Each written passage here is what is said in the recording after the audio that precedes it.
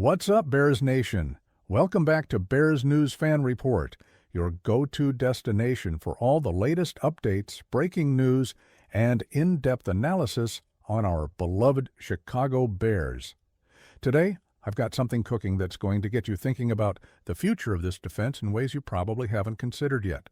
We're talking about a potential game changer, a move that could address one of our most critical needs while adding a level of versatility that modern NFL defenses absolutely require. Stick with me through this entire breakdown because what I'm about to lay out for you could be the blueprint for how this team takes the next step toward legitimate championship contention. You know, there's something special happening in Chicago right now. We're not in rebuild mode anymore, folks. Those days are behind us. We've established a foundation. We've got our franchise quarterback. We've got playmakers on both sides of the ball. And most importantly, we've got a culture that's finally pointing in the right direction.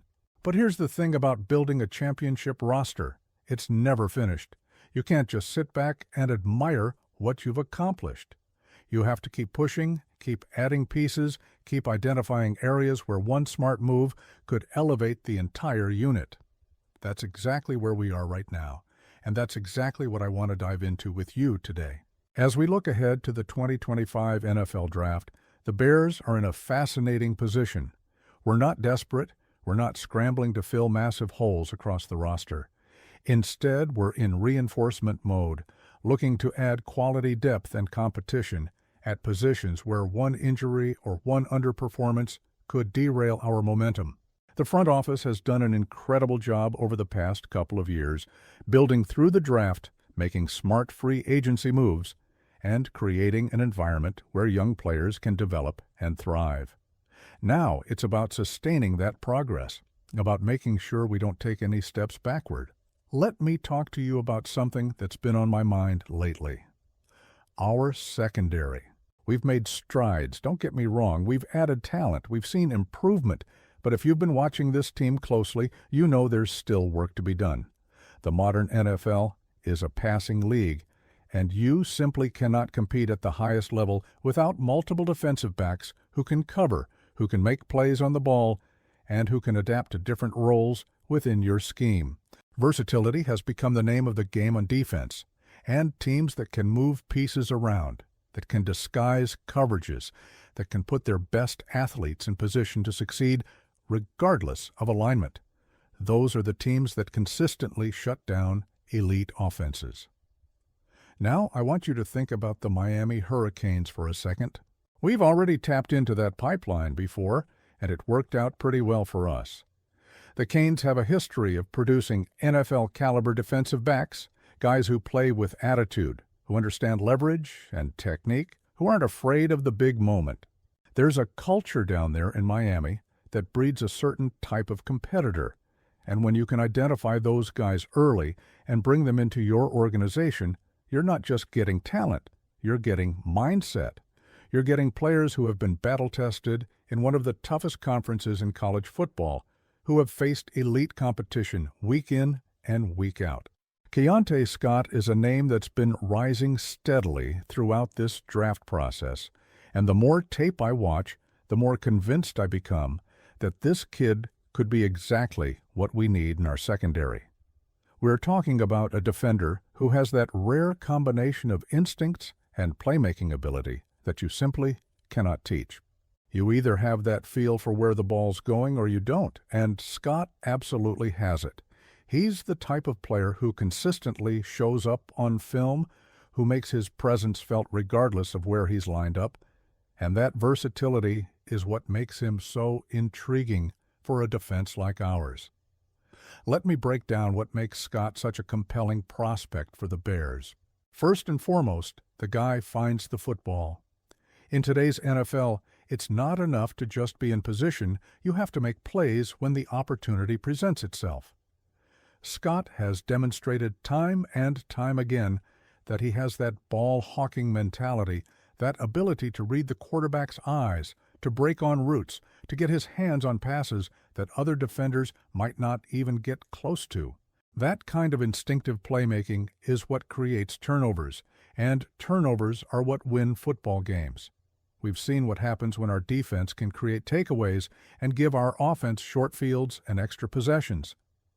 It changes the entire dynamic of a game, but here's where it gets really interesting, and this is what separates Scott from a lot of other cornerback prospects in this class. His projection isn't tied to a single role. He's not just a perimeter corner. He's not just a nickel defender. He's not just a safety-like presence in sub-packages. He can be all of those things depending on what the situation calls for. Think about how valuable that is for a defensive coordinator. You can move Scott around. You can create different looks. You can exploit matchups based on what the offense is showing you. That kind of flexibility is absolutely priceless in today's NFL, where offenses are constantly trying to create mismatches and exploit rigid defensive structures. I've been studying Scott's tape from his time at Miami, and what jumps out immediately is his football IQ. This isn't a guy who's just relying on athletic ability.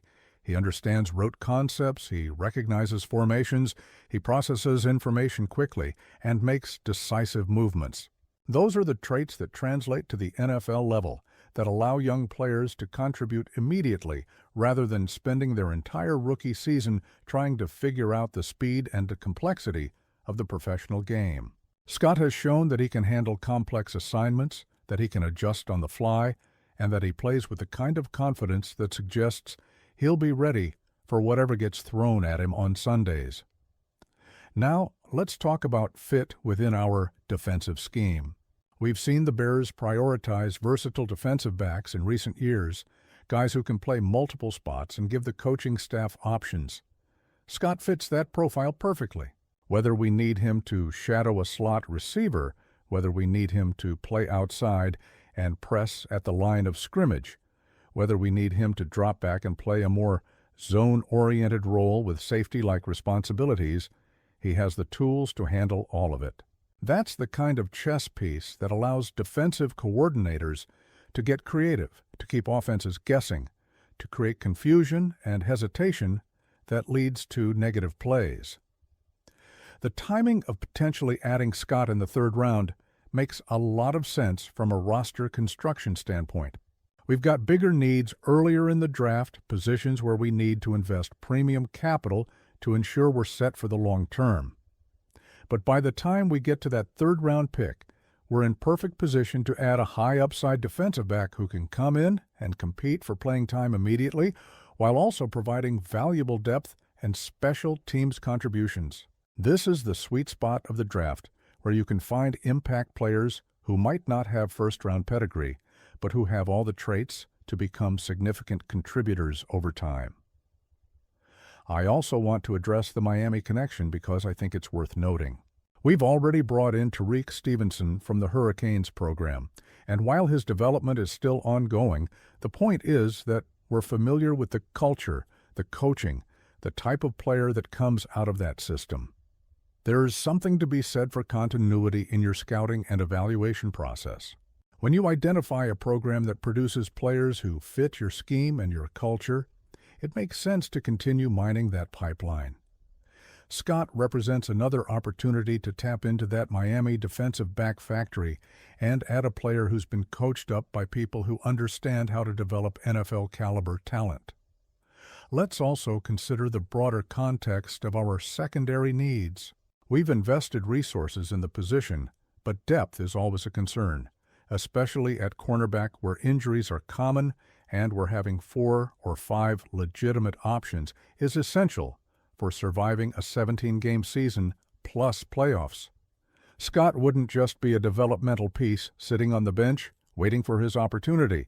He'd be an active part of the rotation from day one, contributing in nickel packages, playing special teams, and pushing the guys ahead of him on the depth chart to maintain their level of play. That kind of internal competition is healthy. It raises the floor of the entire position group. I'm genuinely excited about the possibility of adding Keonte Scott to this defense.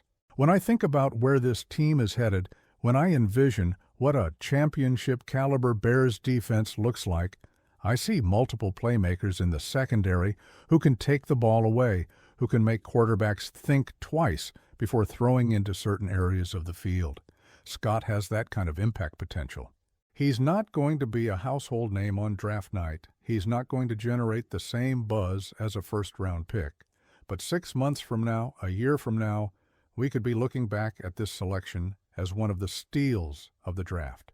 The beauty of being in this position, of having built a solid foundation over the past couple of years, is that we can afford to take calculated risks on high upside players.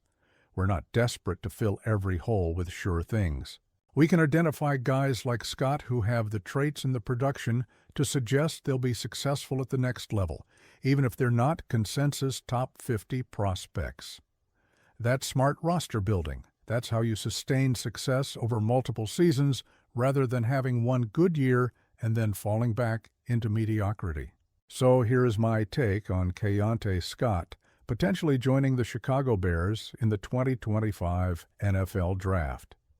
This is a player who brings exactly what we need: versatility, instincts, playmaking ability, and the kind of football intelligence that translates immediately to the professional level. He fits our scheme, he fits our culture, and he represents the type of value you dream about finding in the middle rounds of the draft. If the board falls right and Scott is available when we're picking in the 3rd round, I think Ryan Poles and his staff would be thrilled to add him to this defense. Now I want to hear from you, Bears Nation. What do you think about the possibility of drafting Keonte Scott from Miami? Do you see him as the kind of versatile defensive back who could make an immediate impact in our secondary? Where do you rank secondary needs compared to other positions we need to address? And how do you feel about continuing to tap into that Miami pipeline for defensive talent? Drop your thoughts in the comments section below, because I genuinely value your perspective and I want to know how you're thinking about this draft and this team's future. If you haven't already, make sure you're subscribed to Bears News Fan Report and hit that notification bell so you never miss an update. We're bringing you the most comprehensive Bears coverage on YouTube, from draft analysis to free agency breakdowns to game-by-game insights throughout the season. This is your community, your source for everything Chicago Bears. Share this video with your fellow Bears fans. Let's get the conversation going about how we can build this roster into a championship contender. I'll see you in the next one with more news, more analysis, and more reasons to believe that our time is coming. Bear down.